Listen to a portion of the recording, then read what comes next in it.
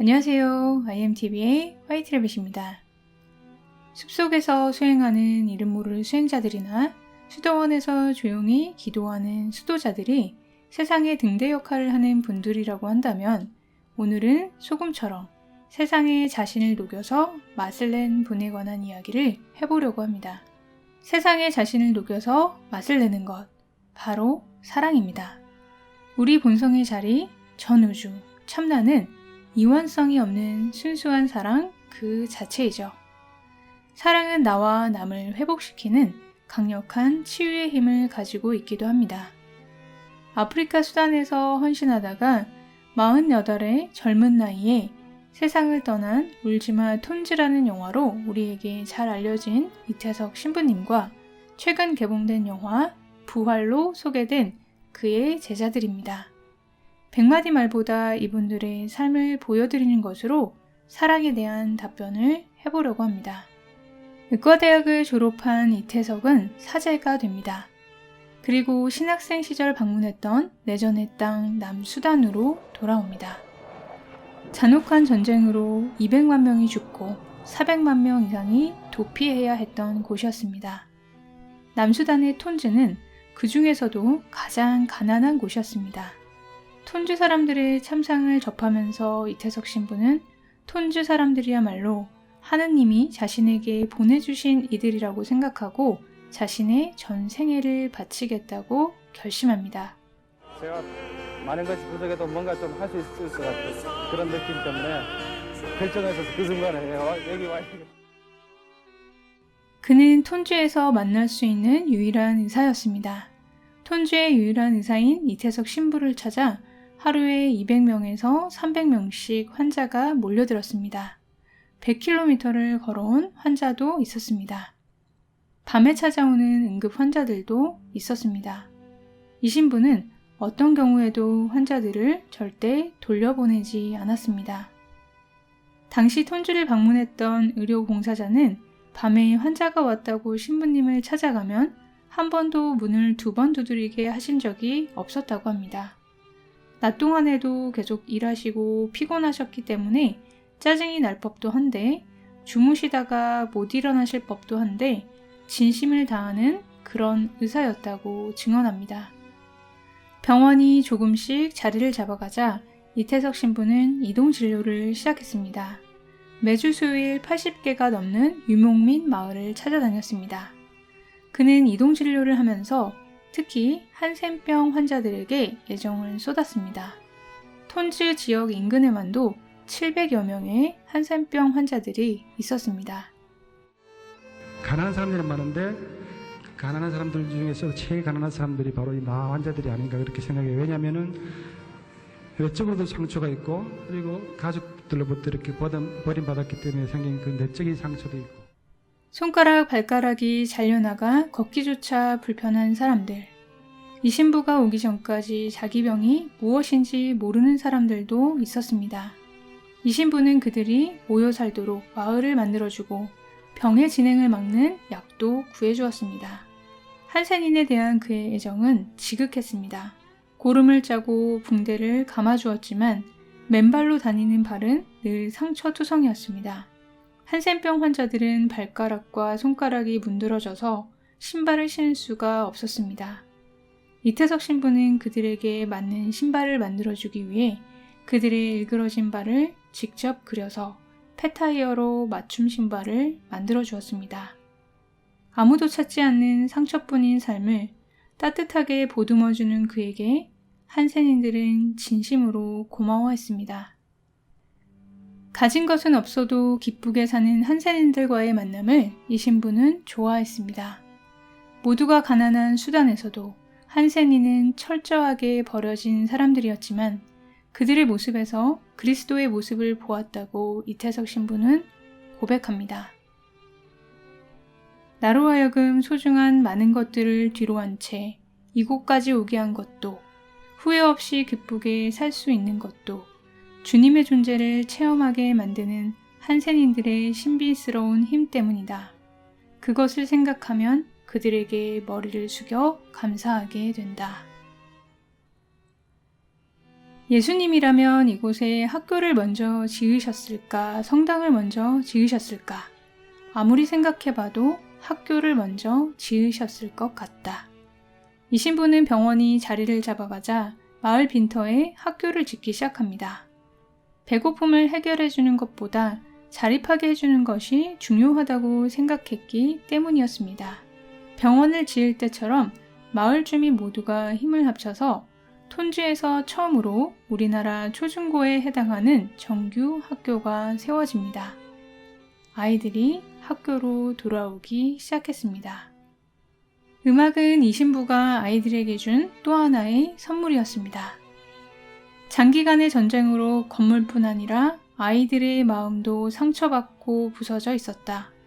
음악을 통해 아이들 마음에 기쁨과 희망의 씨앗을 심을 수 있을 것 같아 악기를 가르치기 시작했다. 이 신부는 은인들의 도움으로 트럼펫, 트럼본, 클라리넷 등의 악기를 준비하여 남수단에서 처음으로 35인조 브라스 밴드를 만들었습니다. 전쟁으로 폐허가 된 이곳에서 상상도 못하던 일이었습니다. 아이들은 음악에 몰입했고 큰 행사가 있는 장소에는 항상 그들이 있었습니다. 여러 정부 행사에도 초청을 받았고 브라스 밴드는 단숨에 남수단에서 유명 인사가 되었습니다. 아이들은 스스로를 자랑스럽게 여기기 시작했습니다. 음악을 통해서 이태석 신부는 톤주 사람들과 하나가 될 수 있었습니다. 2008년 미국 로스앤젤레스의 초청 연사로 간 이 신부는 강연에서 다음과 같이 말합니다. 예수의 마지막 유언이 무엇입니까? 그리스도교의 본질이 무엇입니까? 서로 사랑하라는 것입니다. 그렇다면 구체적으로 사랑이 드러나는 방식은 무엇입니까? 일치입니다. 너와 내가 일치되지 않으면 사랑은 완성되지 않습니다. 이 일치 속에서 우리는 참 행복을 느낄 수 있습니다. 2008년 10월 이태석 신부는 잠시 한국을 휴가차 방문했다가 대장암 말기 판정을 받게 됩니다. 그리고 끝내 그토록 그리워하던 톤주와 아이들에게 돌아가지 못하고 48세의 젊은 나이에 생을 마감합니다.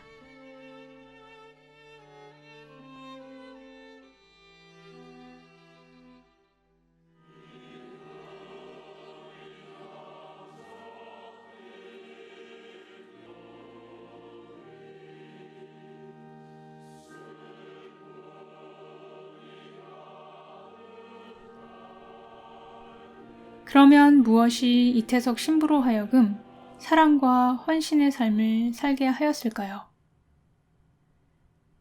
이 질문에 이태석 신부는 초등학교 시절 성당에서 본 다미안 신부의 일생을 다룬 영화를 이야기합니다. 이 신부는 이때 본 다미안 신부의 삶을 평생 잊지 않고 마음의 지표로 삼게 됩니다. 이태석 신부의 마음을 공명시켰던 다미안 신부는 어떤 사람이었을까요? 다미안 신부는 벨기에 사람으로 1800년대 당시 하와이 몰루카이 섬에 격리되어 버려진 한센인들을 평생 헌신적으로 돌보다가 자신도 한센병에 걸려 48살의 나이에 세상을 떠난 분입니다. 신부님의 이야기를 조금 더 들어보겠습니다. 꼭 신부가 아니더라도 의술로 많은 사람들을 도울 수 있는데 왜 꼭 신부가 되실 결심을 하셨나요? 한국에도 가난한 사람들을 위한 일들이 많은데 왜 그 먼 아프리카까지 가실 생각을 하셨습니까? 내가 자주 받는 질문들이다. 이런 질문들을 받고 나면 딱 부러지는 답을 찾기가 힘들다. 하지만 가만히 생각해보면 크게 작게 나에게 영향을 끼친 내 주위 사람들의 아름다운 삶의 향기들 때문이 아닌가 싶다. 가장 보잘것없는 형제 한 사람에게 해준 것이 곧 나에게 해준 것이라는 예수님 말씀도 그랬고, 모든 것을 포기하고 아프리카 원주민들을 위해 평생을 바친 슈바이처 박사도 그랬다. 어릴 적 집 근처 고아원에서 고아들을 보살피고 몸과 마음을 씻겨주던 신부님과 수녀님들의 헌신적인 삶의 모습도 그랬으며, 일찍이 홀로 되어 덜렁 남겨진 10남매의 교육과 뒷바라지를 위해 눈물을 뒤로한 채 평생을 헌신하신 어머님의 고귀한 삶도 내 마음을 움직이게 한 아름다운 향기였다.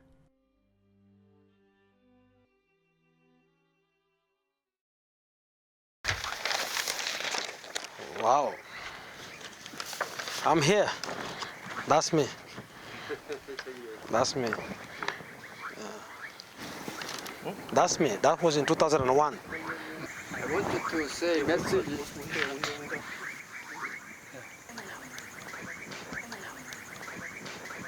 No.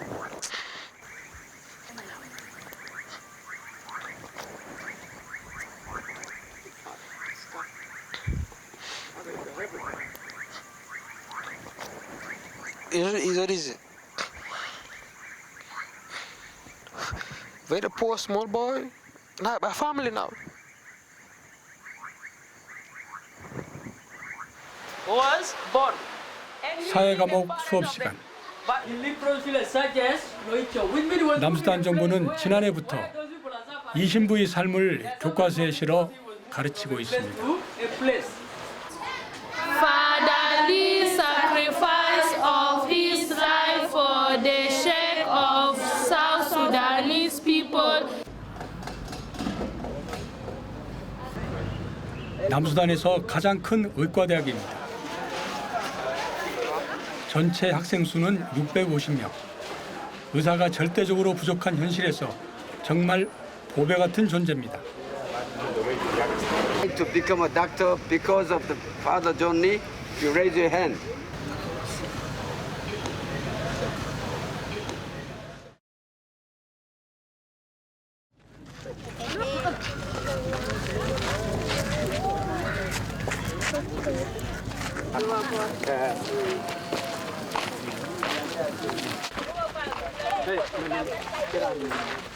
반가운 얼굴들이 고향을 찾았습니다.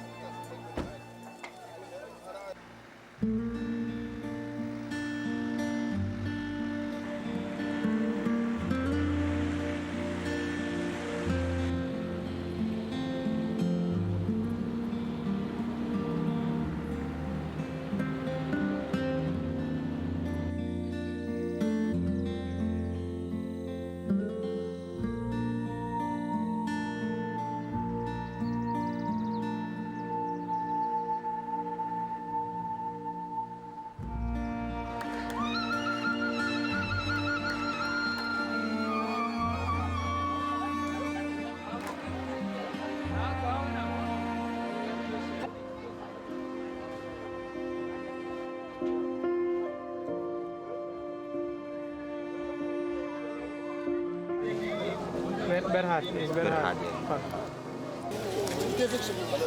Kakak, coba lihat. Dokter. Kakak.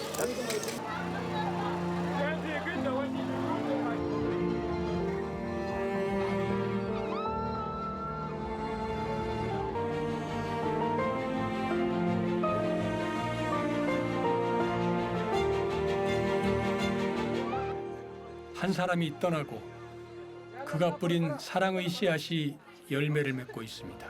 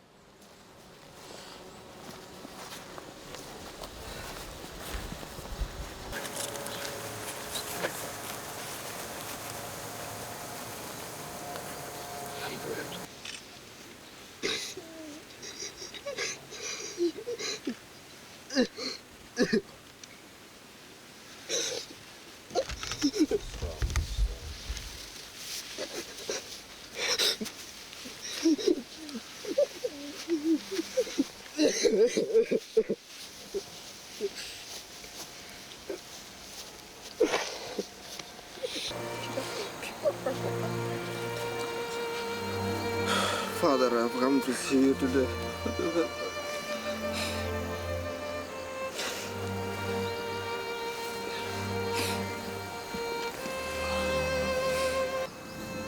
오늘 신부님이 오는 건 앞으로 계속 열심히 살 거라는 약속을 하러 왔습니다.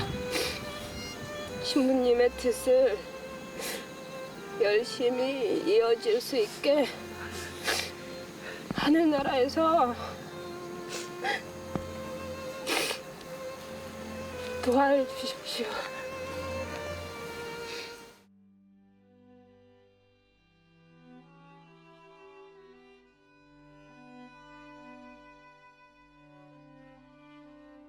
많은 사람들이 세상에 대해서 걱정하고 비관적으로 보기도 합니다. 악한 사람들이 세상을 지배하고 세상은 점점 망해가는 것이 아닐까 두려워하기도 합니다. 여러 가지 음모론들이 여기에 힘을 실기도 하죠. 그것이 일부 사실일 수도 있겠지요. 세상에는 폭력, 증오, 갈등, 두려움이 가득한 것도 사실입니다. 하지만 큰 솥의 물에 한 줌의 소금을 넣는 것만으로도 솥의 물이 짠맛을 내게 할 수 있듯이 소금과 같은 분들이 있기에 우리에게 희망이 있다고 생각합니다. 한 인터뷰에서 울지마 톤즈와 부활의 구수한 감독은 10여 년간 고발 프로그램을 했지만 사회가 변하지 않았다고 말합니다. 그런데 이태석 신부님의 영화를 보고 사람들이 바뀌는 모습을 보면서 너무 놀라웠다고 해요. 그리고 세상에서 가장 강력한 고발은 사랑이다 라는 것을 깨달았다고 이야기합니다.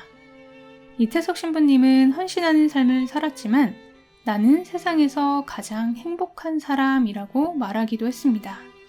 이태석 신부님이 존경했던 다미안 신부님도 진실로 내 인생은 행복이었습니다 라는 말을 남겼고, 슈발처 박사도 나만 이렇게 행복해도 좋은 것인가 라고 했습니다. 그들은 왜 행복했을까요? 누구보다도 사랑이 가득한 사람이었기에, 사랑하는 사람이었기에 행복할 수 있었습니다. 가끔 예수님은 생전에 어떤 모습이셨을까 궁금했는데 이태석 신부님의 삶을 보면서 예수님의 모습이 오버랩 되었습니다.